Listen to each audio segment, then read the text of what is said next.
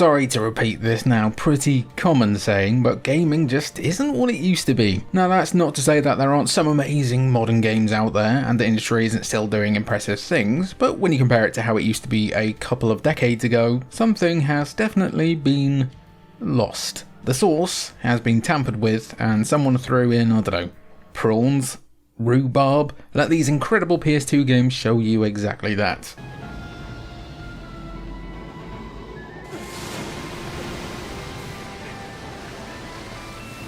Right, yeah, this is one of the obvious ones, but it is obvious for a reason. What is wild about Shadow of the Colossus is how little of it there actually is. Honestly, there's not much fat at all. You have 16 bosses, no side quests, apart from finding little lizards and that. No skill tree, no crafting, no map covered in icons asking you to clear bandit camp number 47. You ride across an empty world, find a giant thing, and figure out how to climb it and stab the glowing weak spot. That's basically it. And that's exactly why it feels so refreshing today. Modern open world games are obsessed with volume and stuff. More engagement to make the metrics go more higher, basically. Colossus goes the opposite way and commits to one pretty amazing idea: giant, puzzle-like boss fights. Every Colossus feels distinct because the designers weren't distracted building fishing minigames or battle passes, they just wanted to make each feel like its own event. You ride up to them on your cool ass horse, you figure out how to get on, you physically hang on, you manage stamina, the creature moves and fights back, and then you try to ignore the pang of guilt you feel when you stab its glowy bits. Don't worry about that, don't think about that too much, you'll be fine. The world is pretty quiet compared to the modern open world game as well, the story barely explains itself. Most big budget games now are terrified of silence, and they fill every second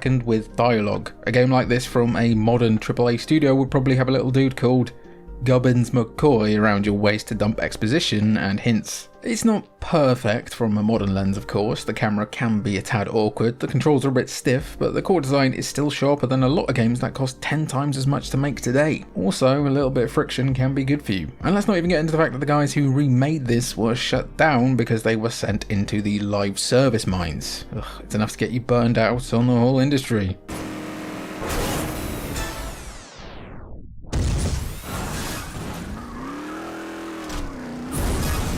Burnout 3 is basically the end result of a developer remembering when they used to smash toy cars together as a kid. I can't believe nobody has remembered to make one of these in 18 years.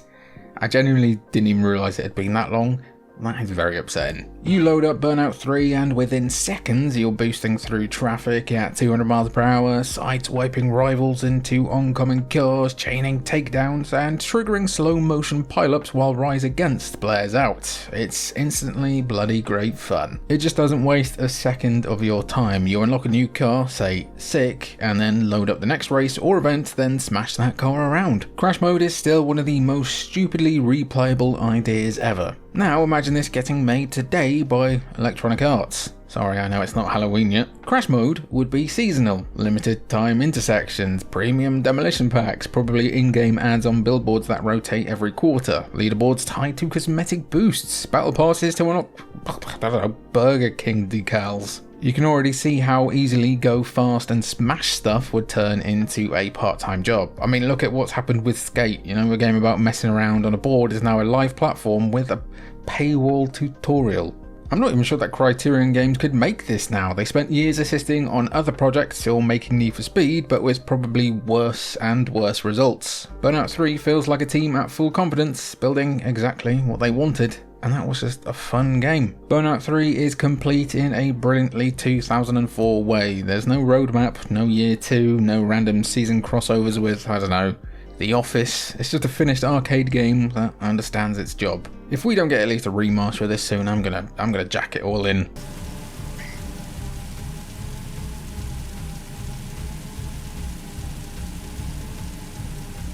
I realised recently that it's actually crazy how little we've talked about the Jak games on this channel. Let's change that.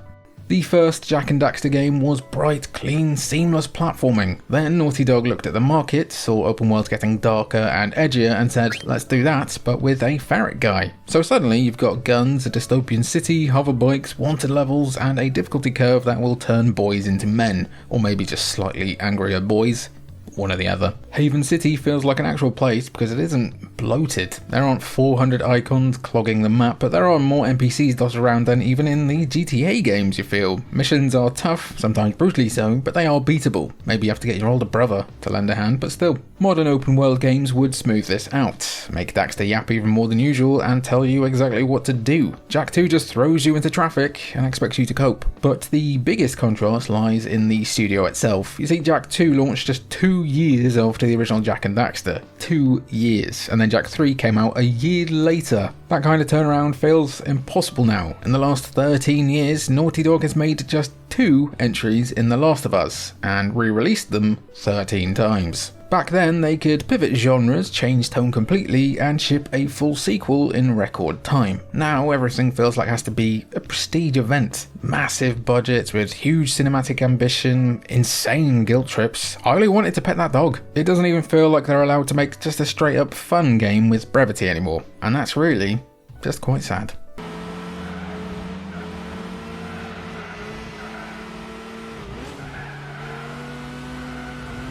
Gran Turismo 4 feels like the last time this series was built as a complete package instead of a platform. There's a reason why basically everyone thinks this is the best one ever. You boot it up and it just has everything. Hundreds of cars, dozens of tracks, licensed tests, endurance races that take actual commitment, a sense of pride and accomplishment in progression that is genuine. You unlock things because you earned them. There is a clear ladder and you climb it. Compare that to modern Gran Turismo 7 and the shift is obvious. Yes, there's ongoing support. Yes, cars and tracks get added, that part is genuinely, objectively good. But the whole experience is wrapped around online events, rotating content, limited time availability, and a credit economy that makes you feel like you're pulling up to the Burj Khalifa in a Skoda. Now look, obviously long-time support for a game is great, but it's come at the expense of that old-school progression loop. GT4 didn't drip-feed cars across months to keep engagement charts healthy. It shipped absurd value on day one. If you wanted a rare car, you knew what you had to do. Win this series, complete that championship. It was brilliant. Modern Gran Turismo feels more managed in that typical live servicey way. More curated, more concerned with how long you stay logged in, more teasing how long you can go before dropping some more money. GT4 though just trusted that the depth of the driving and the structure of its career mode would keep you playing anyway. That's what it did for literally millions of people. And that's the main difference really. One feels like a game you buy and complete, the other feels like a product you maintain. Like your Skoda when it breaks down outside the Burj Khalifa.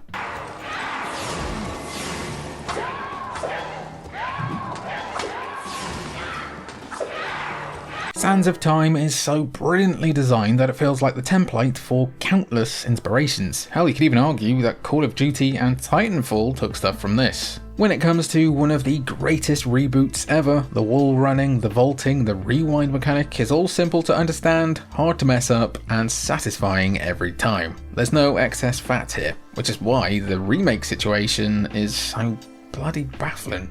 Prince of Persia: The Sands of Time remake was announced, shown off, criticised, rightly, delayed, rebooted internally, and then got fully cancelled. And this isn't some sprawling open world RPG with 1,000 systems. The blueprint already exists, the pacing is there, the structure is there, you could almost rebuild it room by room, beautiful bangs by beautiful bangs. I'm talking about its hair there, of course, but that's the problem. Modern big budget development pipelines aren't built for this kind of focused 12 to 15 hour mechanically tight action game anymore. Everything now leans towards, sandboxes or live servicey hooks. A compact precision platformer with a clear beginning and end doesn't fit the current production model of the AAA world. Or well, Ubisoft's model. It's hard to imagine that across 2 studios and well over 5 years of development time that they couldn't piece together a decent linear single player game. They must have been trying to cram in Time Savers skins or something. Sands of Time just respects your time. A lot of modern games do not. It doesn't pad, it doesn't over-explain, it doesn't stretch mechanics thin across 60 hours. And yet rebuilding it has proven bizarrely difficult, probably because Ubisoft forgot how to make games.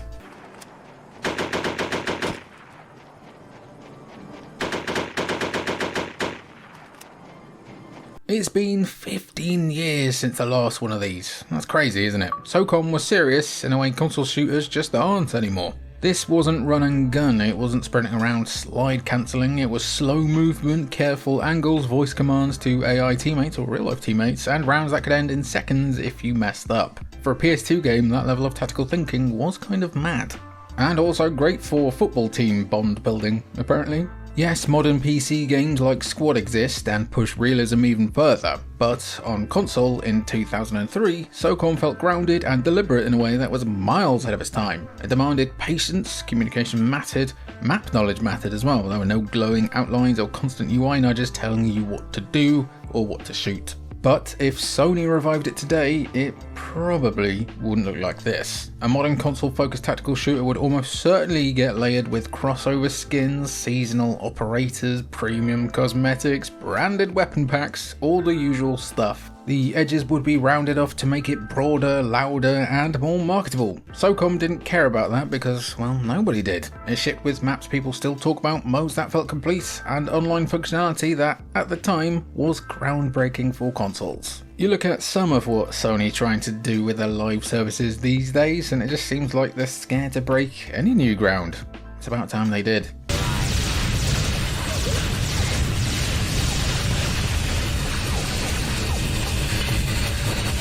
You forget how much stuff is actually on the Timesplitters 2 disc until you list it out. Full campaign, proper split screen multiplayer with your mates, bots if they were off not life maxing by playing this game. Dozens of characters to unlock, arcade challenges, a full on map maker, and it was all there, all put together less than 2 years on from the original. Yeah, it feels generous in a way that is unheard of these days. You never get single player and multiplayer FPS games outside of Battlefield and Call of Duty now.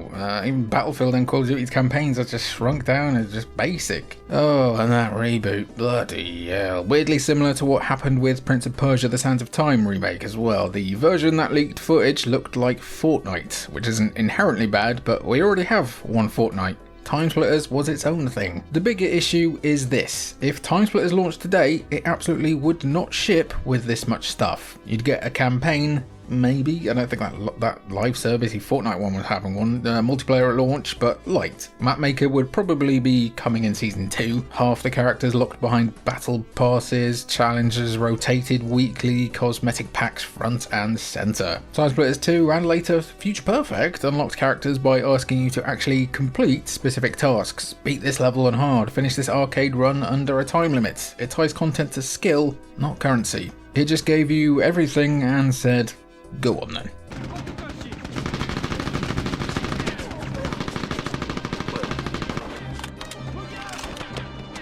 Mercenaries is such a straightforward pitch that it's like playing football on a ruler. Okay, here it is. Blow stuff up. That's it.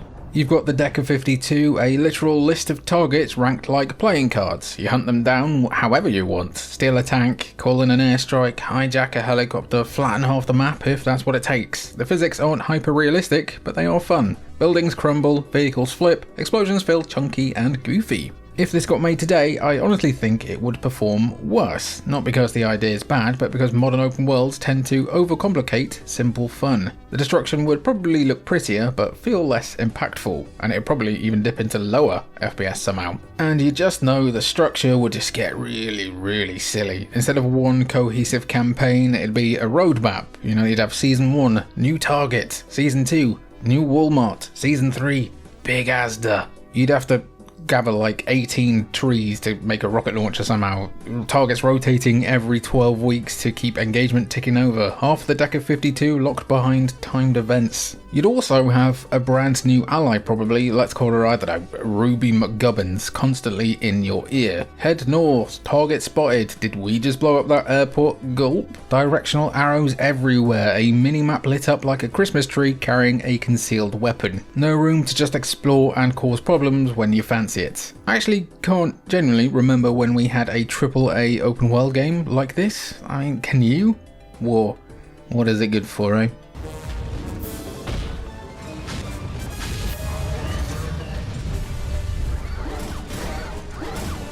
War of the Monsters feels like it slipped through a crack in time. It's a full retail release built around the idea of giant B-movie creatures punching each other through office blocks. It doesn't want to win awards, you're a lava monster throwing a bus at a robot in downtown San Francisco. You can climb buildings and they crumble piece by piece. You can rip out chunks, use debris as weapons. Enjoy. Developed by Incognito Entertainment, today this wouldn't be a standalone game, it'd be a limited time mode inside something else. I don't know, I think like Kaiju Mayhem Weekend or something like that. Maybe a crossover event in a bigger live service game like Warzone? A goofy seasonal playlist that disappears after 3 weeks. It wouldn't get the time to be itself. You can get Bigger Bash these days, granted, but that is an indie game. It's also the kind of project that Sony just doesn't seem to publish anymore. Their modern first-party output is serious, polished, cinematic, and extremely expensive to make. War of the Monsters is whimsical and a bit stupid in the best possible way. It knows it's daft. The only thing even remotely close to this kind of silliness is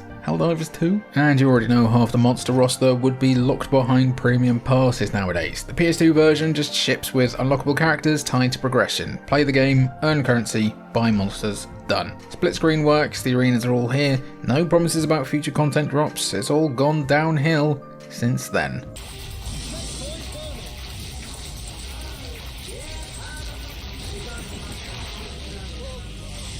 Another Incognito Entertainment whipper. Downhill Domination doesn't pretend to be a proper representation of going downhill and also dominating. It's just fast, slightly ludicrous downhill racing where you can punch someone off their bike mid-corner and boost away. It's like SSX but even more like MTV, if that's possible. The tracks are broad and designed around trying risky routes. Tricks feed your boost, combat keeps races unpredictable like something like Road Rash, and you get ridiculous pickups like a kart racer. It's a wonderfully arcadey extreme sports game that somehow generally never left the PS2. Now, stack it next to Steep and Riders Republic, which are probably the closest modern peers. Yes, those games are huge, massive maps with seamless sport switching and social spaces full of other players. They've got personality, sure, but it's very trademark TM personality, if you get what I mean. Announcers cracking jokes, random references, UI popping up all the bloody time. You can feel all the market research in the code, basically. But Downhill Domination doesn't wrap itself in a big shared world structure. There's no hub where 60 players are emoting next to you. You pick an event and you race. Unlocks are tied directly to performance, not seasonal rotations or online participation, and you can just pick up and play without trudging through an hour of onboarding.